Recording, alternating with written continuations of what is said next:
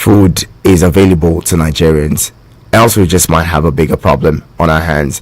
This morning, joining me in the conversation is Mr. Titus Gadu. He is political and public affairs analyst. He's joining us in the conversation this morning. He understands a lot about labor. You know, we turn to him every time we have labor related matters. But we'll start off with the labor issue, and then we get on to discuss other issues. As we've seen, people protesting food scarcity and standard of living in the country in the last couple of days. Mr. Gadu, thank you so much for joining us this morning. Good morning, Nato. Good morning, listeners. Good to have you join us. Let's begin with labor. The labor has issued a notice, a 14-day strike notice to the federal government, and the federal government is saying, come to the table, let's talk. We do not, what's the word that they use now? I'm looking for that word. We keep our promises, we fulfill promises. Come, let's talk. What is the situation, and why is it that NLC and the TUC, or the organized labor in general, hasn't been meant to be done? Many Nigerians have accused the organized labor to only want to, personal aggrandizement, especially for the leadership of the NLC and TUC. When they want monies to exchange hands, they call on Nigerians to go on strike or do something, and then when they are brought up to the table for negotiation, money is probably exchange hands and everyone goes quiet again. What are your thoughts on this? Anyway, on the lighter note, I want to say congratulations to Nigeria. It's not easy being in the finals of the AFCON. For a long time, this is one thing that has brought joy to the heart of many Nigerians. The celebration was all over the place. It shows how well Nigerians wish that the country would work for our general good. That being said, the issue of labor giving an ultimatum and the purported or supposed perception of members of the general public about the issues of labor. For some of the things that I am privy to, I wish to state that it is absolutely wrong for people to assume that the labor always has to exchange, money has to exchange hands, and so they keep quiet. If that has been the case in the past, I want to say that possibly with what I know of the current leadership, such is not in play at all. There is no such a time where meetings will be held and the government will give money and they go back to their share. And that is what I know so far. As to the issue of whether or not they keep calling and then going back and forth, the truth is there is a changing dynamics to labor relationship with government across the world. Don't forget that even the activities of labor in any country is also being monitored by the International Trade Organization, by the ILO as well. So all of these are also in play to ensure that labor in any part of the country, in any part of the world, are compliant to the principles of labor relationship. You must also know that it's not always about declaring strike and calling off strike. There are processes to all of these things.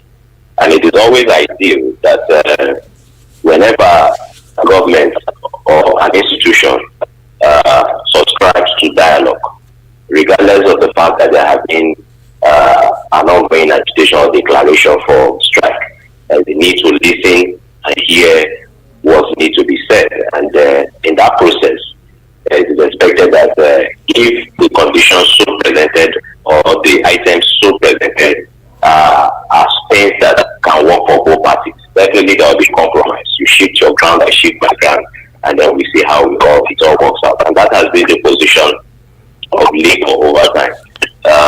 The organized labor generally, when they go for negotiation with government, and certain items are looked into, then they say, okay, fine, let's work with this, and while we keep engaging. And that has been the situation. On the issue of the ultimatum, I want to categorically state that labor has been with good faith, has acted in good faith with this government, with this administration.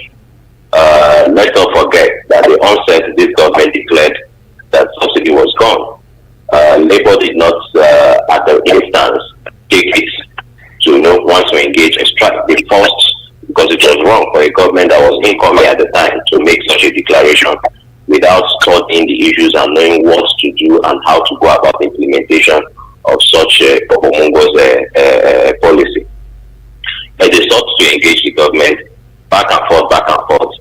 The government was not ready. And when the issue of strike came up, the government sought court intervention, where a court injunction was given, restraining strike action. And they felt it was necessary, living in a country be law-abiding, to want to let's hold on while we engage. But that did not work. Let's not forget this continued on and on until eventually that injunction was still on ground when the NLC the organized labor decided to embark on strike, damning the consequences and all of that. And eventually it was they still got back to the negotiation table and all issues were looked into. The 16-point agenda, 16-point MOU that was signed. One of it was the minimum wage award of 35,000 for federal workers.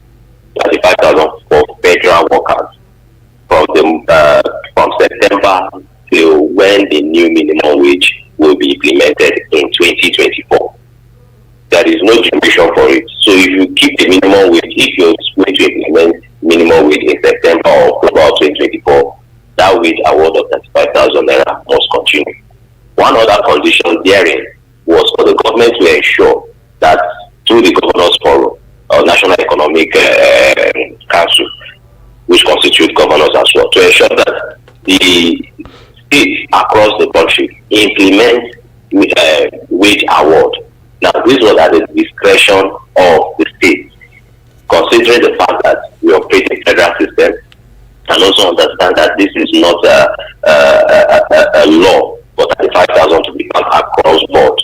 But what we're saying is that what was said was that, okay, states should look at what they can pay and also ensure that they adopt wage award. Also, the issue of CNG, which the pilot phase was supposed to start in November, as of today, nothing is on ground. Hundreds buses of CNG buses being provided, none is on ground. We saw some pictures of some things that look like what was brought from scrap from a junkyard. We don't know where they got such vehicles from. Again, all of the issues concerning the entire body of the agreement. Don't forget the 25,000 naira conditional cash transfer for the vulnerable. So all this put into place. Then you want to assess over time. Remember, they gave an ultimatum of 30 days to assess the implementation. But at the initial, the federal government seemed to want to work, seemed to want to abide by the conditions therein. And Labour felt, okay, let's see how it goes. It took a whole lot for the federal government to even pay 35,000 naira for the first month to pay 35,000 naira to federal workers. It took a whole lot. Now, after the first 35,000 naira, I am very much aware that the most at the federal level did not get again until towards Christmas, when all manner of threats were being issued and public condemnation. Eventually decided to pay something that looked like 35,000 naira wage award again. But in some states, I will tell you that many states in Nigeria have not been able to implement have not been able to implement anything that seems like wage award. Yes, some states have adopted 15,000, 10,000, and all of that. But from the 36 states we have in Nigeria, how many have implemented wage award? The Kaduna State till today has not implemented anything to that nature. In other states as well, this tells you, are these people alien to the pains of the masses? Because even if you will not implement it because of the agreement entered into, why don't you implement it for the sake that you are a governor and you are understanding the pains of the people who have to pay transport, pay school fees, and also go to work? Why don't you put all of this together and ask yourself if this is right for me to do? You also want to ask the conditional cash transfer. I am aware that only once it was paid 25,000 naira to some persons who, whether they were honorable or not, we don't know how they generated the data, but at least it was paid once. That aside, the issue of CNG, we don't know, we have not even heard anything about CNG again. It simply tells you that the federal government have not in any phase honored the agreement. The issue of NURTW is something I don't even want to go into, because the powers that be seem to be very much concerned about it and very much involved. So all of these issues are the things that the organized labor have sat down to accept. That it seems that this government has gone back in the earlier character of government, where they seem to sign an agreement and will never honor it. And so they feel it is necessary that they need to address this issue. Government must learn to honor agreement. We should not look at it on the basis that why is labor coming now? Why is labor coming now? It is more because agreement has been on ground that has not been honored. If the agreement was honored before now, all of these issues are not things we should be looking into. We are all part of Nigeria. We are seeing what is happening. Look at the rising agitation across the country. What is the government doing? We know that to a greater extent, some of the conditions contained in the MOU are more of, what do they call it? More of the employees of whether government or state.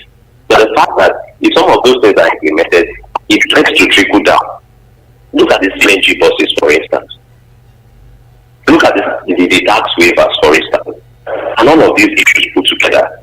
Eventually, the truth is, the federal government of Nigeria, as in the character of previous governments, have always not honored agreement. And that is what has informed the current decision of the leadership of NLC and TUC to give 14 days ultimatum for government to implement agreement entered into.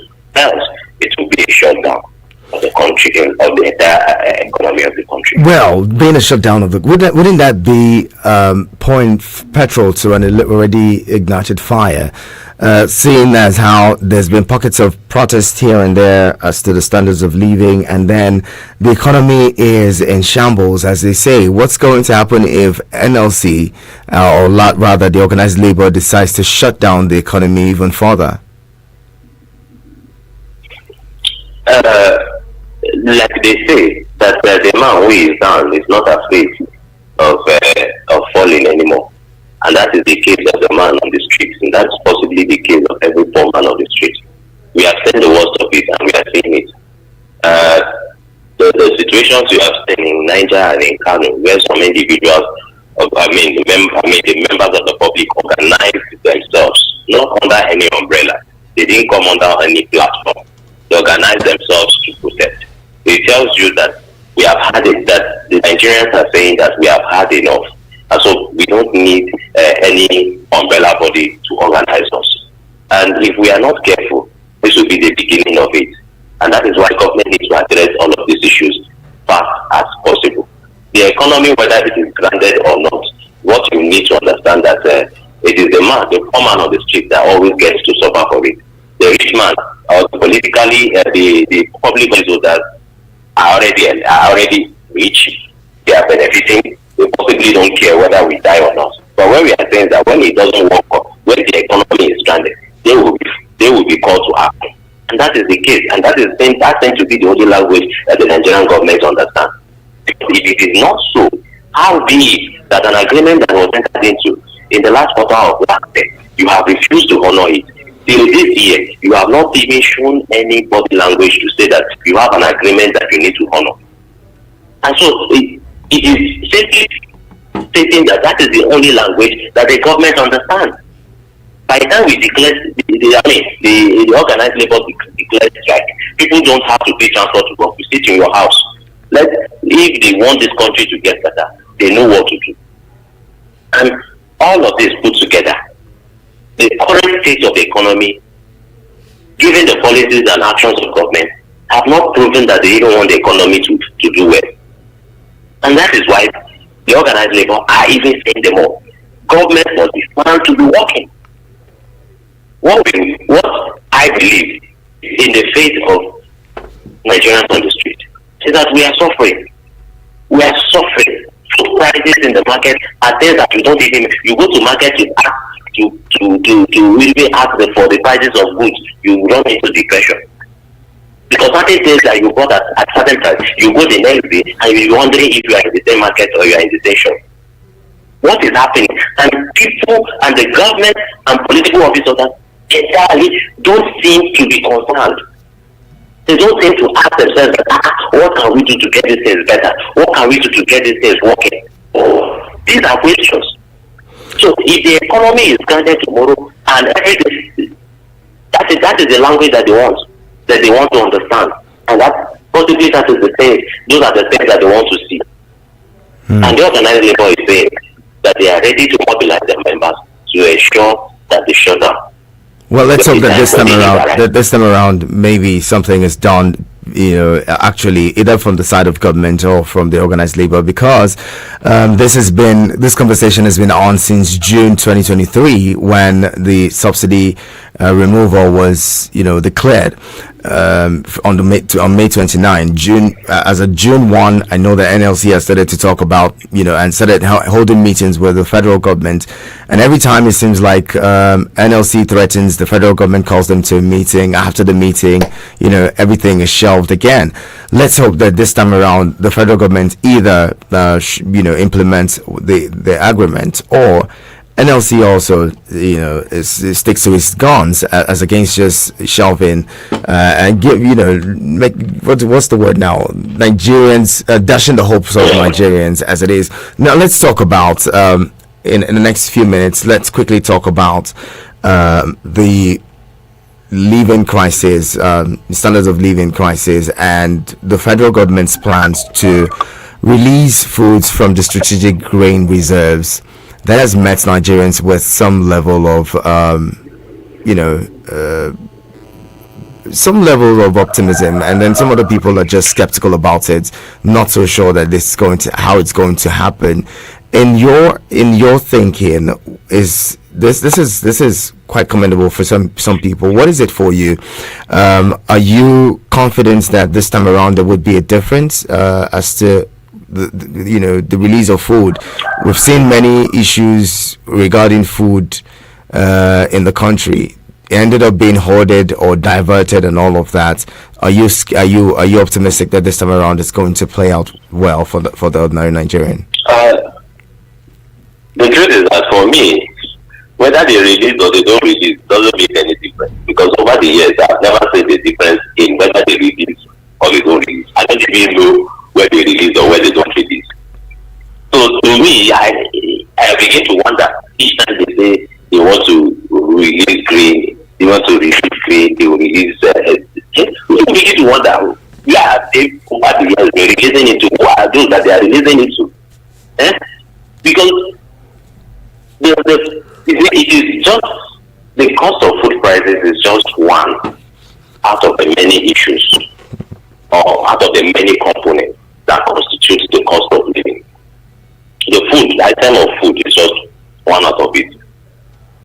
Let's assume, in all illusion, that releasing it may cut down the cost of food items. What happens to the rest? What happens to the high cost of transportation that is unmitigated? What happens to the cost of the high cost of general? Everything, the things, in fact, things that are not associated with grains. What happens to the cost of sugar? You buy milk, a sachet of milk, and you're wondering if it is the same milk. You buy toothpaste. I bought toothpaste some days ago. I don't even know if it was half of the toothpaste they gave me. Okay, you ask that. These are basic things that the truth is there, the things are even provoking. Because by the time you go to market or you go to buy, even from your next door, from a kiosk, the things you see, the things you hear, will provoke you to ask if it is this same Nigeria you are in, or what is happening. Why the sudden switch in everything? We don't understand it. don't understand what the essence of governance is. The man on the street hear the lamentation every day that you begin to wonder. Government should be sensitive. Government should begin to at least put themselves in the shoes of the man on the street who does not have access to his bills being taken care of by an allocation. The man who is not even employed. Parents who have to pay school fees, because even in all of these things, all of this hardship, we have schools, primary, secondary, and tertiary institutions that are still busy increasing their fee. So people there is hunger. Now you're telling us that you're going to release grain, which over the years to me has not made any difference. Because I don't even know who you release this things to. In the end, it always wants to seem like you're releasing it they're releasing it to themselves, who own shops or friends who own these warehouses, and they start selling to us again. At the current price, there is always no difference. Look at the population of Nigeria. Look at the population of the poor. Look at the population of the most vulnerable. Well, let me not use, because when I say most vulnerable, because everybody in this country, as long as you're not a political officer, that you are vulnerable. So we ask ourselves, how do we get these grains when they are released? Of what? How will it reflect in our lives? They're talking about importation or no importation. It is by the sense of government, policy somersault, back and forth. Obviously, we are resorting to importation again, and we wonder what we are going to import. Well, see, let me just put it that whether they are releasing grain is a statement that makes no meaning to the man on the street, because they don't even know how they will go about it. It has never made a difference, and we don't know how it's going to make a difference now. No, hold that thought. We'll continue the conversation in a bit. Just of the component of hardship. Just hold that thought a little. The conversation continues. We'll be back to talk more about this and then bring in our callers. Stay with us. Eagles 102.3 Abuja.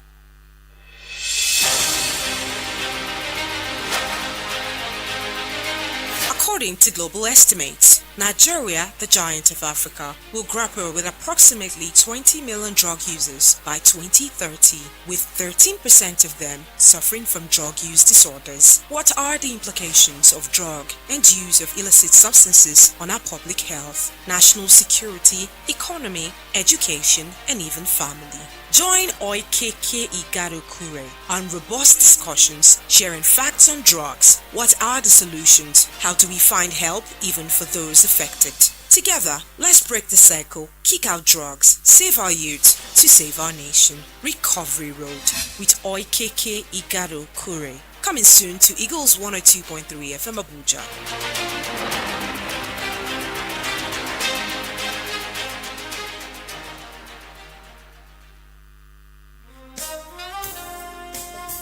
The Department of Economics, Glorious Vision University, Ogwa, Edo State, formerly Samuel Adegboyega University, a tertiary institution of the Apostolic Church of Nigeria, warmly invites all and sundry to the presentation and book launch titled Digital Economy and the Prospect of Financial Technology Industry in Nigeria, a first shrift for Digbo Fisho. Chairman of the event, Dr. Aminu Maida, EVC and CEO, Nigerian Communications Commission NCC. Chief host is Professor Ezekiel S. Asema, Acting Vice Chancellor, Glorious Vision University, Ogwa. Chief Launcher, High Chief Enyo Lafayoshi. The presentation and book launch is scheduled to take place on Saturday, 10th of February 2024. Time 12 noon prompt. Venue is Transcorp Hilton, Abuja. Be a part of it. Announcer, Planning Committee. Eagles 102.3 Abuja. Thank you for staying with us on your radio experience. You can count on you've been on to Eagles Outlook, and this morning we're talking about the organized labor threatening another strike action, and the federal government planning to release food from its strategic grain reserves. How this would go about, we're yet to figure out. We're yet to know how they intend to get the food in the markets to crash the prices of foodstuff, and also maybe frustrate those who have been holding foodstuff from Nigerians, as they say. Join the conversation 09073530044 and 09087668888. My guest has been Mr. Titus Gado, who is a political and public affairs analyst, joining us in the conversation. Mr. Gado, before we get to our callers, with the way that things are going, are you worried that we may just get to that point where we'd have to, get back to the subsidy regime on PMS and petroleum products? Do you think that that's going to solve the problem? Because I've heard people saying, look, maybe we should just go back there. The reason why all of this is happening is because subsidy was removed in the first place.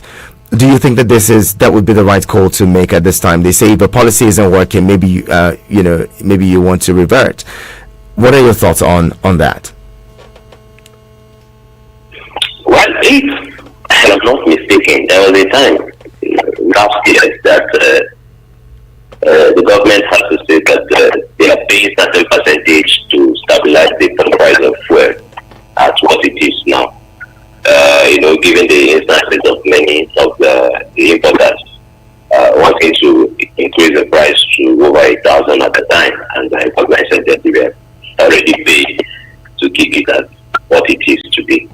It tells you that yes, somehow we are back to paying it, but somehow whether they will go back to paying the subsidy as it is or not, I wouldn't want us to go back to that era.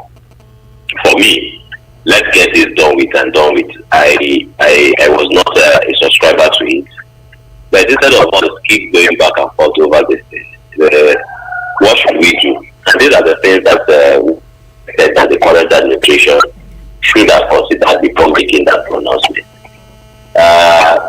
Our refineries should have been put in check. By now we should have a functional refinery. All the purported statements and the public gyration are just eye service for people. By the way, the federal government says the Port Harcourt refinery would commence operation soon. That's been Dangote refinery as well. They say they're going to commence operation pretty soon and get the products in the market. The Port Harcourt refinery, we said soon can be anytime. So I don't want to even bank on it. The other refineries that we have, Kaduna refinery, we don't know the status of things. Don't worry, we don't know the status of things. Dangote refinery, Dangote is a businessman. He is not going to produce and want to sell any defect. But the thing is, it all boils down to us. We need to fix our refineries. By the time we fix our refineries, hopefully, we will not be talking about all of this. Yes, we understand the corruption, the massive corruption that has always been the issue when it comes to subsidy payment or not payment. Even as it is, removing it has not stopped anything. But what we are saying is, let's get our house fixed. If we can fix this refinery, I don't know why it is becoming so much of a thing that we are not able to fix, not to even talk of build new one. So as it is, for me, when I will get back to that period, I wouldn't want to wish that we'll go back to that period of paying subsidy. I wish that we would fix this refinery soonest and get them functional. All right. This was the statement. They told us December 2023. Here we are, and they're telling us soon again. Don't know how soon it will be. Okay, let's get to the callers. Let's bring in those who have been listening, joining the conversation. Hello, Good morning, BB Blessing. How are you? I'm very fine. When you're second again, you know you're your second voice. He's going to be here Monday morning. Oh, okay, God bless you. We are talking about the price of market, huh? Here, BB Blessing say what our president is supposed to do for us now. Now, from you, from my suggestion, may it bring fuel price come down. All this will give the people food from hand to hand. How do you show now? You go reach common man. How long are we giving us food to eat? Then you cannot teach us how to fish. You are teaching us how to eat fish, but you cannot teach us how to feed that fish. I don't hear now they say make price of tea come down, make the better people life according to our president. But how do you show now the thing go reach people where they supposed to reach? What we are begging president to say, may he bring fuel price come down for everybody. Even though it couldn't be big man, if they feel it, they know they feel it because they see the office using barrel to collect what they're supposed to collect. Now me and you with the feel now. Here I just go to the market. I say mudu of rice now is 2.8. Sugar, one mudu of sugar is 2,800. Bread where we dey buy now today, now we not see bread buy. They say flour then increase again. If they always tell you that they go say dollar is high. I don't want to talk again because you don't expect for us that day. Now me and you now with the make this dollar high. If you want to buy go for market, they say dollar don't high. If you put the price of fuel come down now, then if you just will go buy provision or anything that say motor will stay cheap. No need to go to the market here. You buy one mudu of rice. One mudu of rice. This is not this cup. Please, may you say our president may carry for a call down for us. God bless you. Thank you very much. May be blessing. Moving on. Hello. Good morning. Good morning, the Prince, once again. Good morning. Okay. Welcome. I greet you. Good. Issue of I want to beg the APC. I never begged them, but let me beg them today. Let them take us back where they are carry us from 2015. It's okay for us. Let them not give us any rice, any beans, any maize, any corn. Let them take us back where they are carry us for 2015. Yes, they know how to do it. Mr. Tribu, you know how we go and beg Buhari to go and come and contest in 2015. How we sponsor him before he pay him back in 2023. They should take us back to 2015. It's what they want. Then NLC, that's the Nigerian Labour Congress. In the night, they have become APC members. In the morning, they have become NLC. They should stop deceiving us. We are not school children. Even if they are deceiving others, they can't deceive me. In night, they will go producer. In the morning, they become NLC. Okay. Thank you. Okay. Thank you. Have a lovely day yourself. More calls. Hello. Good morning. That one dropped. Try to call back 09073530044 and 09087668888. Hello. Good morning. Good morning, my friend. Good morning. You're welcome. Thank you very much. This is Paul. Paul, good to have you. Thank you. Good morning, Mr. Gado. You know, my friends, every time you see Mr. Gado, I'm always happy to listen to you. Yeah. You see, the thing is, I think we need to also understand the role of the NLC. Sometimes we just say things and accuse them. It's not all the time that NLC will come out and threaten strike and then go on that strike. NLC, every unionism is about meeting at a point. It's about dialoguing. You understand? It's about dialoguing. So we should not see them as antagonists. And government, like I always say, government should not see labor unions or unionists as antagonists, because a labor man can never go and ask for improved services or for improved quality of his own working place outside that his own jurisdiction. So what the NLC is doing, they can threaten. At the end of the day, the government will now say, let's sit down and dialogue. If they now look at it that this thing will crumble the whole economy, and they feel a reasonable commitment from the government, they will call it off. That's how I see the union. So we should not see it as antagonists, or they are toothless bulldogs. No, that's not all unionism. Now, you see, the problem now, my prince, the other day they said the court granted released one judgment that to compel the government to reduce price. I don't know whether that's done in any place. We don't have any law on all these how do they call price ceiling and so on and so forth.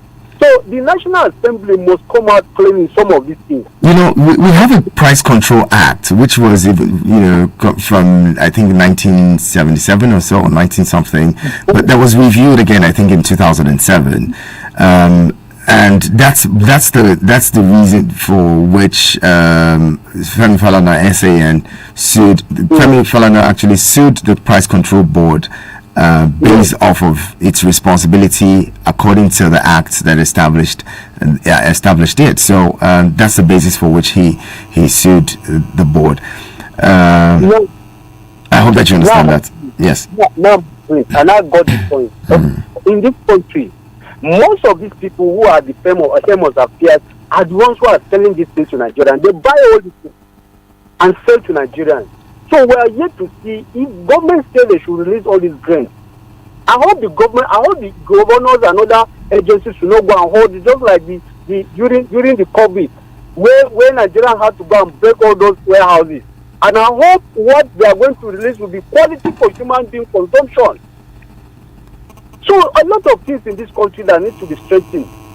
A lot of things. I wish Mr. Gado, I wish you people would press harder this time around so that we'll now see the result and make Nigerians at least get convinced. Because they are already saying you are APC in the night and the union in the afternoon. Please, let's strengthen that. Okay. Let's begin.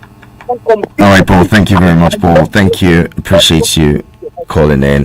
Mr. Gado, you've heard some of the callers, the likes of Okwi, who believe that NLC is APC in the night and NLC in the morning.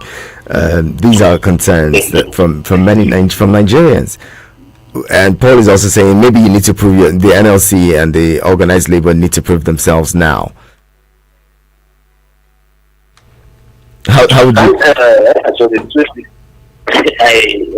I wish I used to have same perception about organized labor before I got closer to understanding the issues of organized labor. Somehow I've been privy to certain meetings, and I tell you, even you don't get to drink water. You don't even get to drink water because the issues that you there are issues that are going, and sometimes you have to exchange words with the parties on the other side. Let me give you an instance that even as it is, we used to have the much talked about the comrade Adam Soshomole. People used to idolize him and all of those things when he was in the union. Look at him today, and then you begin to wonder what has become of him. Today is even one of those saying all manner of things against the organized labor. He is even at some point, in fact, when you hear certain things, you begin to get furious about the issues. But yes, this fear and perception are quite genuine. But it is the misinformation or the passive accusation that are not necessarily true. But like I've always said, there is changing dynamics to labor relationship. And all of these things is not always about strike. It is more about dialogue. It is more about compromise when it comes to issues. And I wish that people understand this more. Yes, we are trying, the organized labor in this part is also trying to put things in order. Yes, giving this perception. But we must also understand it is more because people see the organized labor in that light because the government over time has succeeded in creating that image. Imagine you went into an agreement last year and you refused to honor this agreement. And organized labor had to call off their action at the time because they gave you room to implement. Now you fail to implement. Organized labor is coming to want to make an action, and people are accusing them that they collected, and that's why they called for action there. Okay. That is the idea of government. That is the intention of government to create that negative image. But that is not really what the organized labor are into. That being said, the issue of the current hardship, to me, most of all of these issues, most of the issues affecting us are not really the issues of where per se. It is, unfortunately, it is worsened by the fact that we have dollarized our economy. Oftentimes, we talk about increasing dollar, and every other thing in the economy will begin to increase. Every other thing. And then we begin to ask, are we running a dollar economy? Are we spending dollar in Nigeria? But unfortunately, these are the reality. So even if we at the end of the day, we decide to say, okay, we are bringing back subsidy in full-fledged. So what now happens to the dollar? Well, does it mean that the so-called dollar-inflated items in the market will also go down because fuel subsidy has been brought back? These are questions that we need to ask ourselves. So it is more on us as a country and as a government. Government needs to take proactive action. I don't know how they are going to do it. I just wish that they need to take action to curb this trend early enough, because there is anger, there is frustration, and there is growing hardship. Thank you. Well said. Let's take the messages from James from Suleja. Says the truth is that government of the day lacked the any sincerity in any of the things it has done and said. When they came in and removed subsidy, they announced plans to bring in palliative measures, which ordinarily they were supposed to put in place before removing subsidy. They announced CNG conversion points, announced CNG public buses, and made a whole lot of noise about what they planned to do. We all remember the whole noise they made about a new minimum wage and their plans for the workers. But sadly, at this point, the state of the nation is now beyond a minimum wage increment. If wages are increased for the federal government workers, what happens to the majority of the masses who earn a living working for themselves, others, and the states? Let's also take this one from Henry Oga. It says, if government says fuel subsidy is gone, what stops the government from giving Nigerians food subsidy to make life easy for us? Henry Oga there. Now, Mr. Gado, let's ask one more last question before we go. And this is on the tripartite committee set up by the federal government to review minimum wage. Pensioners are also lamenting their exclusion from that committee. Do you see the committee, before now, Labour had said 200,000 naira minimum wage would be the only solution. And recently we've also seen Labour saying, NLC particularly, saying that 200,000 naira would not longer be realistic considering the hardship. At this point, I'd love to put you on the spot and ask, what do you think would be a fair minimum wage for Nigerian workers? If you ask me such question with this hardship, you possibly will have one thing to tell you a minimum wage of over 300,000. But the thing is, it's not about turning out a benchmark as minimum wage, because other issues must be considered. Because even myself, I fear for what may be the outcome of the tripartite committee when it comes to minimum wage. I fear for it because it's obviously going to be an issue. That is the fact. Let's face it as it is. Even if you tell the public that, you say 200,000 naira is the minimum wage or 100,000 naira is the minimum wage, ask yourself, how many private sectors can pay now that private sectors, businesses are closing? How many private sectors can pay a minimum wage of 100,000? How many states can pay a minimum wage of 100,000? We have so many states. We still have a good number of states in Nigeria that are not even paying the 30,000 naira minimum wage. And that is where that was the position of the NLC president when he said that some of those who belong to those committees, the committee, as those who states are not paying the 30,000 naira minimum wage. So it's going to be a whole lot of issues. It's going to be a whole lot of issues. So by the time you put a benchmark, you ask yourself, how many private sectors can pay? How many states can pay, given the resources and all that we have? Many states, even as it is, have not implemented wage awards to give excuses of no money. So it's going to be a very long ride, a very bumpy one for that. So we have to brace up. We have to brace up. There is no, if you give the average Nigerian 100,000 naira as minimum wage, well, if you give 200,000 naira, they say thank God, but can they pay? That is the question. Can they pay? That's question. With that question, it would be a good place to leave the conversation this morning and hope that in the coming days we'll see what plays out.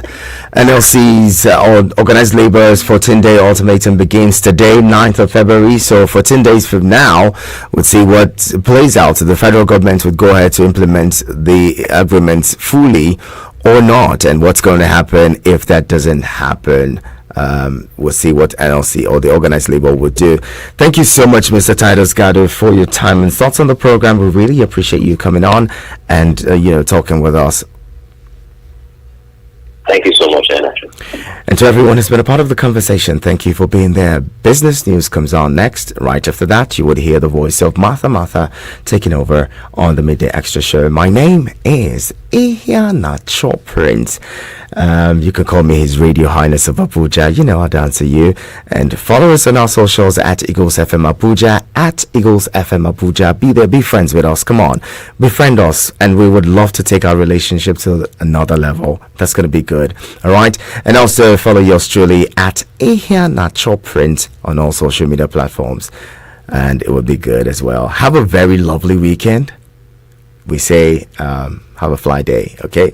Have an awesome weekend, and make sure that you remain the best of you, have fun, and be good. Bye for now.